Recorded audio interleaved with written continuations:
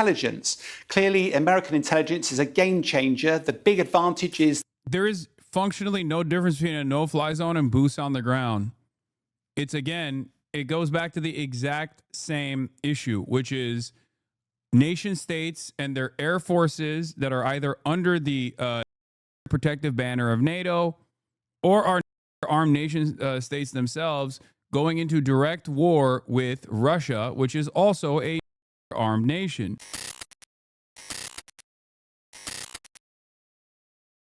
I mean, it might not happen, but like jigging that top spot as aggressively. Your thumbnail looks like you got Trump on the phone. I do. I've been talking to him directly. He's been communicating with me in my dreams. It was a day of consequence, a day of achievement, and yet also a day which left a sense of great uncertainty ahead. After Putin in Alaska, came Zelensky to Washington, but not alone this time. So here he is, 6 months after that Oval Office meltdown. He's back at the White House for a truly unprecedented gathering. The American president, the great disruptor, was on this day the great convener. Never before have the leaders of key European nations all been here in the White House at the same point and at such short notice. They weren't in the room in Alaska. They needed to dominate it this time, to influence what happens next. It's a great honor to have you here. Due to the tariffs, imported manufacturing parts are going to be a lot cheaper. Could it now be that Trump tries to use those rare earths to secure supply for manufacturing in America for a much lower price? Wait, what? You think Ukraine is going to make up for the refinement and procurement process of rare earth minerals that is a damn near monopoly in the hands of China? Like, do you understand how what the runway on something like that looks like? First of all, due to tariffs, imported manufacturing parts are going to be a lot cheaper is wrong. That's just objectively, it's the opposite. I'm not dunking on this person, by the way. Make no mistake. I'm just trying to clarify that this is just incorrect. Okay. Don't assume that I'm like shitting on this person and or pile on this person at all. I think this is just like someone who is a little bit confused. But tariffs are an entry tax. So things that American middlemen are importing into the country, the price of that goes up like automatically. They have the capacity to, I guess, eat some of those costs and lower their profit margins. Okay. That's part of the reason why you haven't seen like gigantic, you haven't seen like enormous inflation so far. But then also on top of that, you're talking about like a massive amount of runway to build, develop refinement and procurement strategies in Ukraine that still would not be a part of the domestic economy and the domestic manufacturing part anyway. So it doesn't really do anything for American interests. So it just doesn't make sense. And with the required flattery too. I really want to thank you, President of the United States, dear Donald, for the fact that you, as I said before, broke the deadlock. Something is changing, something has changed, thanks to you. In relation to a conflict which has gone on for 3 and a bit years, and so far nobody's been able to bring it to this point, so I thank you for that. The leaders were here for 5 hours, public moments and private talks, all after Zelensky's return to the Oval Office. Thank you very much for being here. Thank you so much, Mr. President.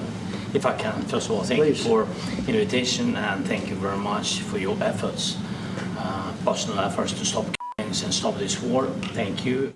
This time, the tone, the vibe and the result were a world away from that day in February. Your country is in big trouble. Can I Wait a answer? minute. No, you've done a lot of talking. Your country is in big trouble. I know. And this time, a suit too for Zelensky. He's learned that style here is as important as the substance. And on that substance, a key commitment from Trump, the outline of one at least, on American security for Ukraine. There'll be a lot of help. When it comes to security, there's going to be a lot of help. It's going to be good. One thing I don't see brought up is fatigue of keeping up with the changes. Where I work, we try to get ahead in November to reduce costs after all the changes that destroyed that work. it became easier to just raise costs to cover what may happen. We are first line of defense because they're there. They're Europe. But we're going to help them out also. We'll be involved. Trump was not willing to say that in February. We do not know any of the detail or how Putin would react. But with a map in the Oval Office too, there was talk of territory. What is Zelensky prepared to negotiate?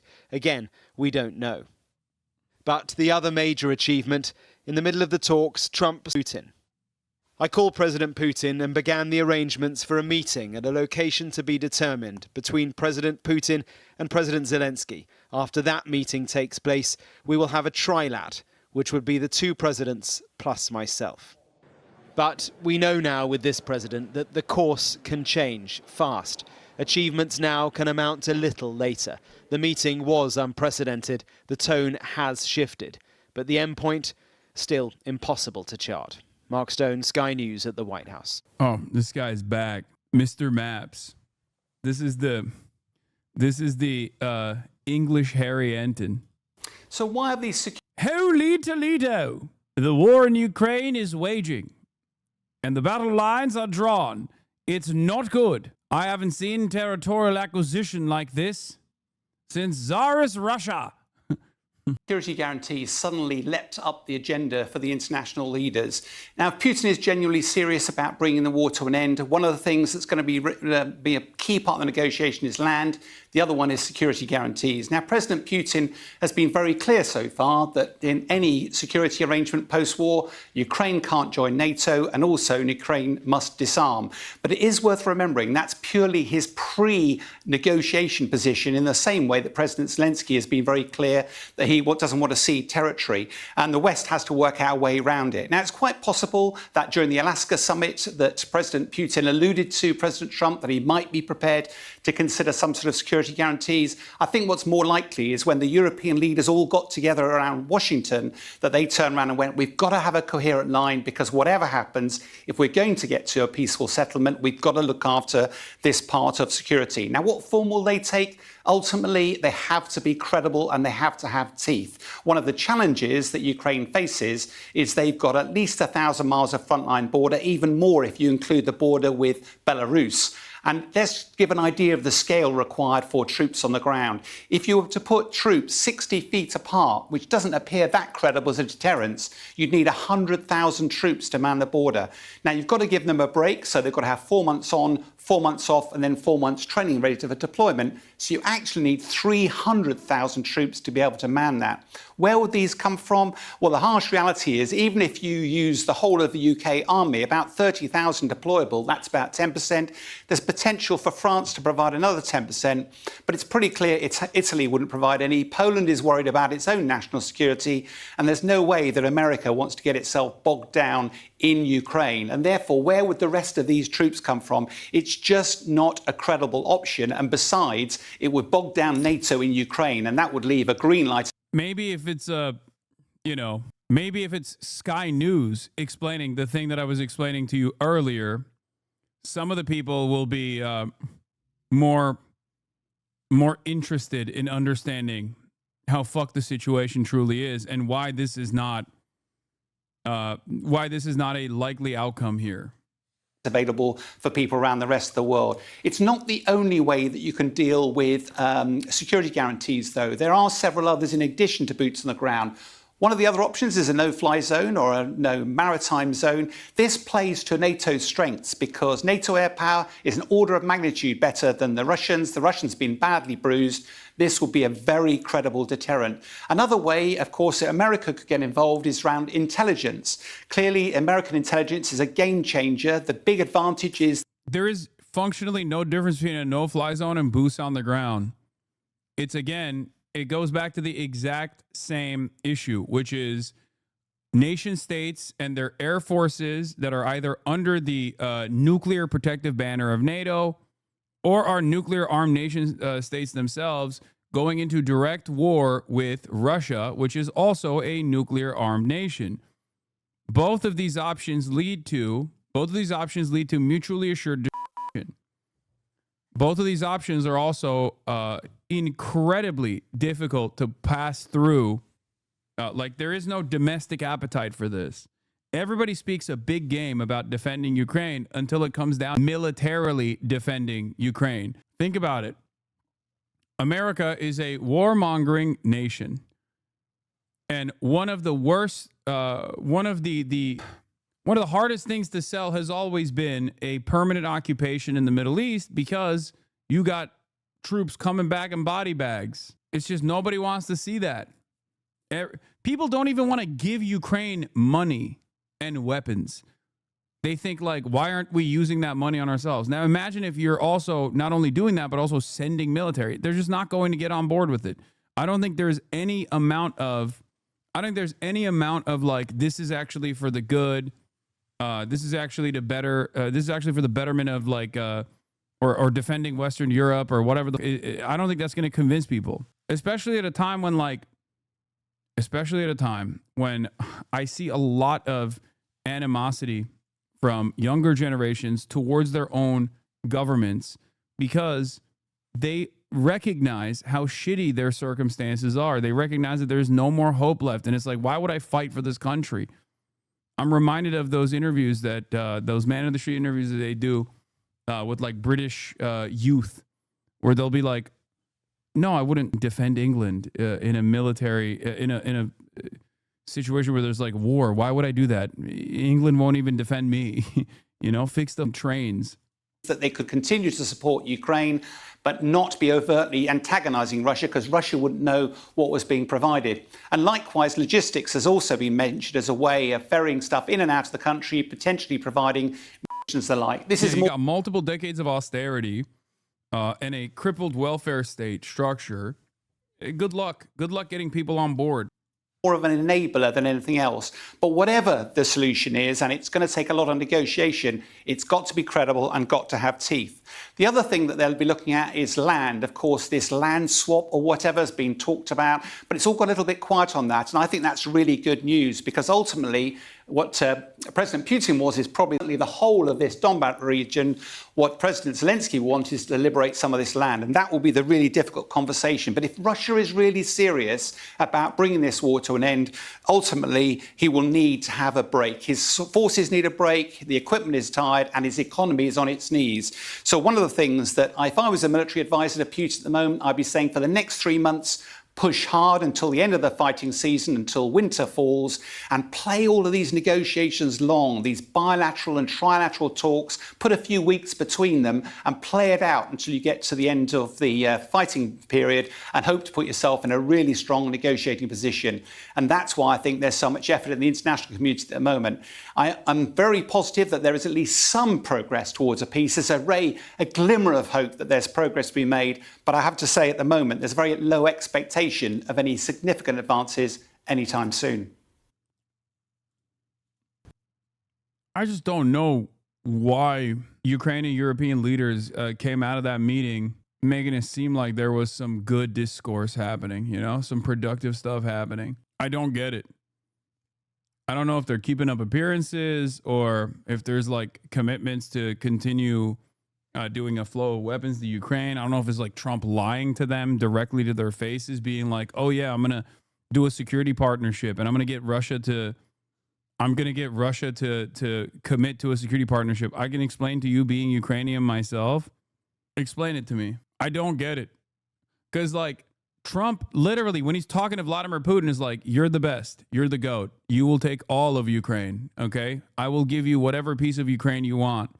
And then Trump is like basically saying, I will not do a ceasefire because Putin doesn't want a ceasefire. But then seemingly yesterday's meeting certainly came across like they were happy with whatever Trump told them. So there's just like something that doesn't make sense. Yes, that is one of its results. Territorial changes are often an essential component of conflict resolution. There are many such examples. This sounds like TikTok voice, TikTok AI voice. Мы никогда не вели речь о том, что нам просто нужно захватить какие-то территории. I would like to emphasize once again that we have never talked about the need to seize any territories. Neither Crimea nor Donbas nor Novorossiya as territories have ever been our goal. Our goal was to protect Russian people who lived on these lands for centuries, discovered these lands and shed blood for them. They founded cities in Crimea, and in Donbas, such as Odessa, Nikolaev, many others, cities, ports, factories, plants. Одессу, Николаев, многие другие порты, заводы. Russian Foreign Minister Sergei Lavrov said on Tuesday that peace talks over the Ukraine conflict should begin at the expert level and move forward gradually, step by step, through all the necessary stages. Speaking at a press briefing, Lavrov stressed that any negotiations must be carefully structured, starting with technical discussions among experts. Okay, so does that mean Ukraine gets some Russian territories? Yeah, no, of course not, dude. What the? No, obviously not. I don't know why they keep saying territorial land swaps, because it just don't make no sense. Trump is lying to Russia, lying to Ukraine. He wants to finish it ASAP to achieve his Nobel Peace Prize or whatever. I mean, yeah, I don't know if he's lying to Russia. I'm gonna be honest. I think he's more in a listening position when it comes to Russia. But I do think he's lying to Ukraine, and I think he's lying to the European partners, I guess. He's lying to himself, and he definitely does want a Nobel Peace Prize. I just don't understand why why other people don't see through it. Before advancing to higher-level political talks. He emphasized that progress cannot be rushed, highlighting Russia's preference for a systematic, staged approach to diplomacy. Lavrov's remarks come as international pressure mounts for renewed dialogue aimed at ending the ongoing conflict, with global leaders... Не отказываемся ни от каких форм работы, ни от двух. Президент об этом неоднократно говорил. Главное, чтобы любые форматы 1+1, 1+2, в том числе, включались не ради того, чтобы... Wait, they just gave up. They gave up. If yesterday's extraordinary... They just gave up translating the rest of it. That's crazy. Events in the White House are perplexing the rest of us. Try being Ukrainian. Told they must consider giving up land. Lavrov is bad cop. Any Putin-Zelensky meeting has to be prepared extremely carefully. Russia will only agree to a deal that respects its security interests. The foundations of Ukraine's recognition as an independent state would disappear if it aligns with the West. Yeah, I mean, this is literally, this is what they've been saying. Maybe they'll say, like, Ukraine has to be in the Russian periphery, and in exchange for that, we take LPR, DPR, and then you keep the rest. We don't just go in further. I don't know. I don't know anymore. And in exchange for vague security guarantees, like MP Lesia Vasylenko, they need so many questions answered. Who is going to be there backing Ukraine in case Russia decides to revisit their imperialistic plans and strategies, and in case they want to restart this war of aggression? For many here, there is an uneasy sense of déjà vu. In 1994, in the Budapest Memoranda, Ukraine agreed to give up not land. Major L for Ukraine with the whole nuke situation. But its nuclear arsenal in return for security assurances from Russia and other powers. Putin tore them up with his invasion of Crimea in 2014. And once again... Biggest L of all time. With his full-scale attack 3.5 years ago. Mr. Yeltsin, Mr. Clinton, Mr. Kuchma, and John Major. Veteran diplomat Yuri Kostenko helped lead those negotiations, and now, he says, is laughable. President Trump says that he believes President Putin when he says he wants to stop the killing. It's not true. It's not true. Russia never, it's my practice more than 30 years. Russia never stopped the aggression plans to occupy all Ukraine, and I think that Mr. Trump, if he really believe Mr. Putin's, I think it will be a very big mistake, Mr. Trump, very big mistake. This week's whirlwind diplomacy must be set against the backdrop of Ukraine's sacrifices over 11 years of war. They have seen their hopes dashed many times before. Unlike in other European capitals, no one here is talking up the chances of success that lie ahead, most people reserving judgment instead. The one grim certainty they can be sure of course, is that the war goes on, with many more lives at risk. Ukrainians are desperate for signs of progress, but too wary to hope for too much. We still feel not sure, not confident, and we do not really believe that for any good ending for us. We are all a bit tired of the missile attack and the drones, and we all aware that most probably it will take some time again for us. I felt the disappointment. I remember that in any of the previous meetings, nothing changed after them, so I don't expect much. While the diplomacy moves on in an unclear direction, events here are depressingly predictable. Hundreds of drone attacks every night and Russian advances on the front. If Putin really wants this war to end, he's showing no sign of it. Dominic Waghorn, Sky News in Kyiv. Russia continues to hammer the country with missile and drone strikes, even as talks continue. Holly Williams has covered this war since the beginning, and she's once again in Ukraine speaking with people about the latest developments. For many Ukrainians, it's difficult to believe that Vladimir Putin really wants peace. A swarm of Russian drones killed at least 5. I like to close my eyes and imagine them talking about Israel and Benjamin Netanyahu sometimes, just to see what like accurate coverage would look like on that issue. You know what I mean? Just closing my eyes and imagining them going, Israel seemingly is not interested in real peace. Here we are interviewing Palestinians in Gaza who have withstood a 22-month genocide. They are starving because Israel is starving them. 5 people in an apartment complex yesterday, according to Ukrainian officials. Rescue workers tried to save this baby girl, but she didn't make it. Volodymyr Zelensky has survived nearly 3.5 years of war as Ukraine's leader. But he may now face his biggest challenge. If Zelensky makes territorial concessions as part of a ceasefire deal, permanently giving parts of Ukraine to Russia, some here will see it as weak or foolish. Too many people have suffered and died, said this woman in Kyiv. Did they die for nothing and will give away land? But if Zelensky doesn't make concessions, he risks alienating President Trump again, as he did back in February. You don't have the cards right now. So, of course, it hurts to see that Russia is not being pressured, that nothing has been done to Russia. Alexandra Ustinova is a member of Ukraine's parliament.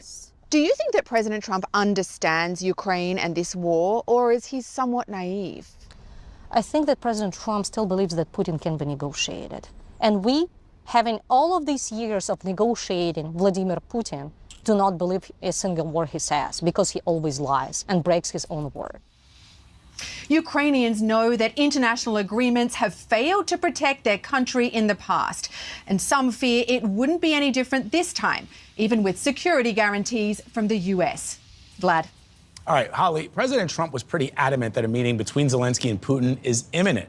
Are we on the brink of peace here? Well, look, none of the players can afford to simply reject President Trump's efforts and his optimism. That would be political suicide. So they have to do the diplomatic dance. They have to play along, Vlad, willing or not. Now, for his part, Vladimir Putin, I think, is thrilled to have the red carpet rolled out for him by the US. But it seems unlikely that at this point he really wants to end the war. After all, Putin has called Ukraine's democratically elected government a, quote, illegitimate regime. All right, the clock is ticking. Holly Williams in Ukraine for us. Thank you, Holly. Okay. A little tan, good, great. Thank you for working hard. I can't believe they're thanking him, dude. President Trump. Okay, French President Macron says any deal must allow Ukraine to live in peace. Yeah, no shit. Okay, but are there any hardline stances that he's going to take after sucking Donald Trump off was earlier? Overheard on a microphone talking to you, and he said, quote, I think he wants to make a deal. We saw the hot mic yesterday. He was talking about how, like, Putin's going to do it for me. I think he wants to make a deal for me. You understand that? As crazy as it sounds. What went through your head when he said that to you? I think if, at the end of the day, if we have a deal which is compliant with this long-standing and robust peace, this is a great news. And your president, indeed, is very confident about the capacity he has to get this deal done, which is a good news for all of us and can break this, I would say, this daily killings. Bro, he's literally just repeating what Trump is saying, which is so crazy. Where was this energy a year ago? Where was this energy 2 years ago? Why did it take for these guys to completely engage in a role reversal on positions that they held firmly? Like Macron went from, I'm going to nuke Russia, I'm going to send troops to Ukraine, to Donald Trump is actually a brilliant negotiator, and he's really bringing Russia to the table. I can't believe it. It's like, you guys could have brought Russia to the table straight up, especially with these conditions. If the conditions for bringing Russia to the table is just like literally giving them everything that they wanted, you could have done so 3 years ago with significantly less death, especially because right now, I want to stress something here, okay? Right now, Ukrainian interest or Ukrainian sovereignty is not a factor in their considerations. Okay, it's not, because Ukrainians want ceasefire, but they don't want territorial acquisition, right? They don't want Russia to permanently annex Ukrainian territory. Okay, so if they don't give a shit about that now, that means they wouldn't have given a shit about it 3 years ago. So why didn't they do this 3 years ago without so much more bloodshed? It doesn't make sense. Which are the responsibility of the Russian aggressor. So I think it's a great news. My point, and this is why we've worked so hard during the past few months, and we need this convergence, is to be sure that this deal is not detrimental to Ukraine and Europe. And all of us, we want a deal and we want a peace deal. But we want to make sure that this peace, and so this deal, will be something which will allow the Ukrainians to recover the country and live in peace, to be sure the day after this peace deal that they will have sufficient deterrence power not to be attacked again, and to be sure for the Europeans that they will live in peace and security.